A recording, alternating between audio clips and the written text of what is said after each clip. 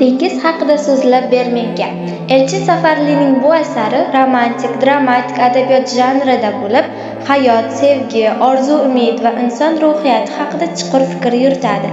Asarning markazida inson qalbi, sevgi, hayotning ma'nosi, orzular va ularga erishish, har bir lahzaning qadrini bilish kabi mavzular turadi.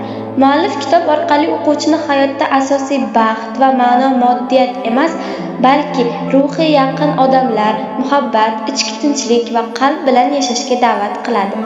Dengiz bu yerda faqat tabiiy obyekt emas, balki ramziy qalb kengligi, ruhiy chuqurlik, umid va erkinlik timsoli sifatida ishlatiladi.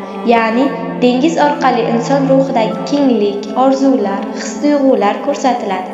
Xo'sh, bu asar nima uchun o'qishga arziydi? Asar oddiy hikoya bo'lishi mumkin, lekin uni o'qigan odam hayotga qarashini, qadriyatlarini, muhabbat va orzularni qaytadan baholaydi. Agar siz shaxsiy motivatsiya, hayot ma'nosi, ichki ruhiy tajriba, sevgi va insoniylik haqida chuqur fikrlashni yoqtirsangiz, bu asar sizga mos. Asar zamonaviy til bilan yozilgan va oson, tushunarli. Bu ham uni yoshlar orasida mashhur qilayotgan sabablardan.